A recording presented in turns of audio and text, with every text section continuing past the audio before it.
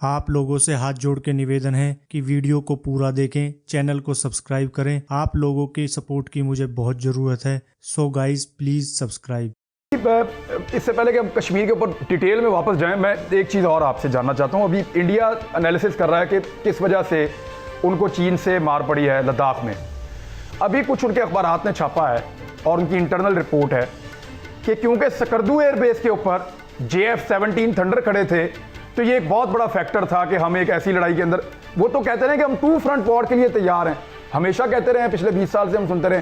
तो ये अगर 4 जेट या 2 जेट वहां खड़े थे अगर सकर्दू एयरबेस पे, तो उसका इतना बड़ा इंपैक्ट था सर इंडिया के लिए आपके ख्याल में? देखिए, बातें और एनालिसिस तो बहुत ज्यादा हो रहे हैं इस वक्त। मैं अभी भी सुना था बीजे साहब की बात भी, और हमारे उस्ताद बुखारी साहब जो है उनकी बातें सुना था। देखिए, चीजें जो मैं क्लियर होनी चाहिए वो ये है। नंबर 1, चीन कोई छोटी मोटी मूवमेंट ऐसे नहीं करता। ये बड़े अरसे बाद है कि चीन नॉर्थ कोरिया के बाद पहली दफा खुल के सामने आया है, और मूव उसने लैंड मूव है उसकी। अमेरिका की जो फोर्सेज हैं वो नेवल फोर्सेज है उसकी ज्यादा। इनको काउंटर करने के लिए अमेरिकन और इंडियन नेवी मिलकर भी काउंटर नहीं कर सकती। दूसरी चीज हम भूल जाते हैं कि इंडिया की जो रिस्पॉन्स ऑप्शन थी इंडिया के पास, वो सारी चोक कर दी है सुबह चीन ने। जो अमेरिका की रिस्पॉन्स ऑप्शंस हैं वो भी ऐसा ऐसा चोक होती जा रही है। इस सूरत में जब ये पागलपन जिस तरीके से सवार है भारत पे, और जो लीडरशिप इस वक्त भारत में मुसलत है, वो जो कोशिशें कर रही है, जिस तरीके से मैं याद करता हूं, मोदी साहब ने कहा था 370 टन थोड़ा डन। अब वो जो दैट इज सिचुएशन पे अंडर होता हुआ नजर आता है उसको। आपने जो बात की खतरा पाकिस्तान को है, अगर आप देखा होगा तो पिछले दिनों 2-3 महीने पहले इस लगातार पहले ISI के हेडक्वार्टर गए हमारे जो चीफ्स थे, फिर जो चीफ्स की अपनी मीटिंगें हुई हैं सारी, फिर चीफ्स की प्राइम मिनिस्टर के साथ जो मीटिंगें हुई हैं, फिर बाकायदा जिस तरीके से हमारी एयरफोर्स वर्क कर रही है, पाकिस्तान इसको अलाइव है सिचुएशन को। और अगर भारत ने इस किस्म को बेवकूफ़ी की तो मैं ये समझता हूँ कि ये पाकिस्तान के लिए एक बड़ा सुनहरी मौका होगा इस वक्त। वो इसलिए कि भारत की जो फौज लॉकडाउन है कश्मीर में, या तो वो लॉकडाउन उठाएंगे, अपनी फौज निकालेंगे वहां से, जैसे वो निकालते हैं वहां पर वक्त वैक्यूम बनता है उनके लिए। अगर वो फोर्सेज लेके आते हैं पाकिस्तान के खिलाफ, तो चीन वहां से कुछ करने को तैयार बैठा हुआ है। ऐसे नहीं होगा कि भाई वो भारत ये पाकिस्तान पे हमला कर देगा और चल निकलेगा। ये एक चीज आप याद रखिए, जब 5 अगस्त हुआ था उसके फौरन बाद चीन का एक बड़ा सीनियर जनरल है, जो उनकी सारी मनसूबाबंदी जो ब्रेन है सारा रीऑर्गेनाइज करने में चीन से, वो पाकिस्तान 10 दिन गुजार गए थे इमीडिएटली। वो क्यों आए थे यहाँ पाकिस्तान में? तो इतनी आसान चीज नहीं रही। अब भारत की रिस्पॉन्स ऑप्शंस बड़ी लिमिटेड हैं। इसी तरीके से हम नहीं, तो फिर तो सर भारत ने बड़ी समझदारी की है वहां पे जंग ना छेड़ के। भारत ने तो बड़ी अकलमंदी की है। अगर भारत वहां जंग छेड़ता तो जो मौका, जिस मौके की तलाश थी, सबको वो मिल जाता। देखिए, भारत छेड़ सकता नहीं है, छेड़ेगा अपना नुकसान कराएगा।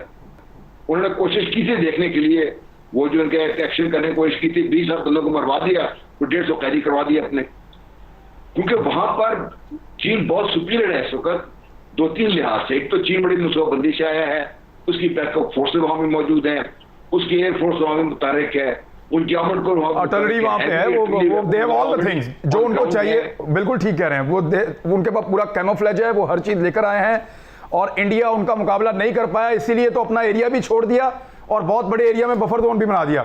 मैं इस प्रोग्राम का सबसे मुश्किल सवाल जो है, सबसे सख्त सवाल जो है, वो जनरल रिटायर अमजद शुएब साहब के सामने रखने लगा हूं।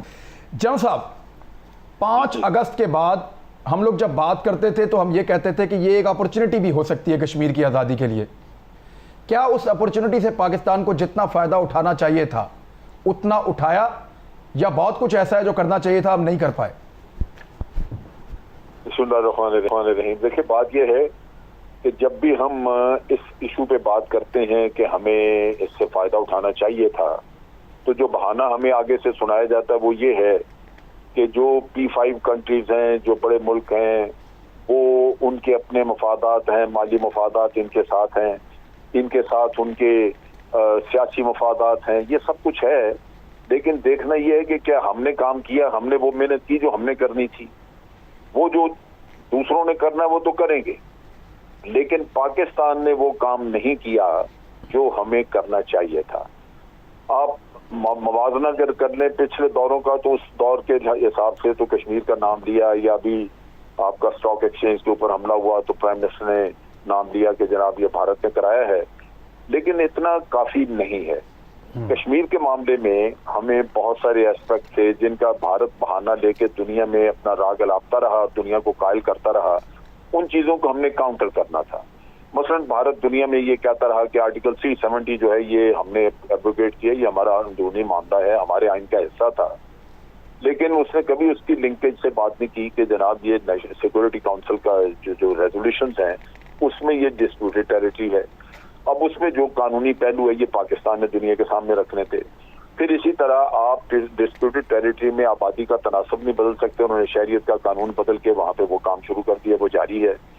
असल चीज ये है कि आप ये देखें कि जो हम जिस एफर्ट की हम बात करते हैं कि हमने कर ली, उसके कोई खातर खा नताइज निकले। भारत में तो जो करना वो करता जा रहा है उसी तरह। कश्मीरी जो है वो फंसे पड़े हैं, वहां पे दबे पड़े हैं। यहाँ पे यूनाइटेड नेशन का जो ह्यूमन राइट्स ऑर्गेनाइजेशन है यूनाइटेड नेशन की, उन्होंने बड़ी जबरदस्त रिपोर्ट इस पे मुरतब की। हम उसका फायदा उठा नहीं सके पूरी तरह, जिसमें उन्होंने कश्मीर के बारे में बताया कि वहां पे खवातीन के बारे में और किस तरह के मजालिम जो है वो लोगों पे किए जा रहे हैं। ठीक है, 5 खत लिख चुकी है यूनाइटेड नेशन उनको, और यूनाइटेड नेशन के किसी खत का उन्होंने जवाब नहीं दिया।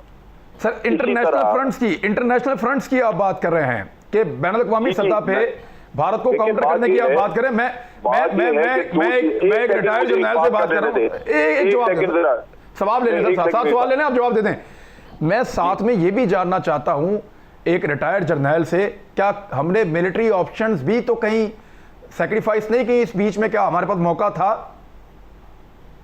नहीं, मैं वही चीज है मैं आपके सामने रख रहा हूँ, फिर आप मैं उसका भी जवाब देता हूँ। देखिए, 2 ही चीजें हैं ना, या तो इंटरनेशनल प्रेशर इतना है कि भारत इस पे ये काम करना शुरू कर देता। हमने वो ऑप्शन रखी, तो मैं उसका आपको वाज़ेह बता रहा हूँ कि कहाँ कहाँ प्रेशर पॉइंट्स है, लेकिन भारत के ऊपर वो प्रेशर लाने के लिए हमने कोशिश नहीं की। ठीक है। अच्छा, अब अगर इंटरनेशनल प्रेशर आपका नहीं आता तो दूसरी ऑप्शन आपके पास जंग है। जंग का किस्सा मैं एलेबोरेट करता हूँ, आपको उस पर तफसील देता हूँ बाद में। पहले मैं ये बता दूं कि वहां पे हर रोज हमारे ऊपर इल्जाम आता है। भारत का डिजाइन ये था कि वो कश्मीर में जो कुछ हो रहा है उसको पाकिस्तान की छेड़ी हुई दहशतगर्दी करार दे, और अगर वो दहशतगर्दी दुनिया मान लेती है तो दहशतगर्दों के ऊपर फिर आप हर तरह का हथियार इस्तेमाल कर सकते हैं, आप बॉम्बिंग भी कर सकते हैं। ठीक है। वो कश्मीरियों की तबाही हो जाती। लेकिन वो हमारा काम क्या है? हम सिर्फ ये कहते हैं, भारत ये कहता है कि जनाब इधर से इन्फिल्ट्रेशन पाकिस्तान से हो रही है, हमारा जवाब होता है हम तो नहीं कर रहे हैं। ये है वो डिफेंसिव और रिएक्टिव फॉरेन पॉलिसी जो कि इंतहाई नुकसानदेह है। आपकी एग्रेसिव और फॉरेन पॉलिसी होनी चाहिए थी जिसमें आप भारत के ऊपर इल्जाम लगाते।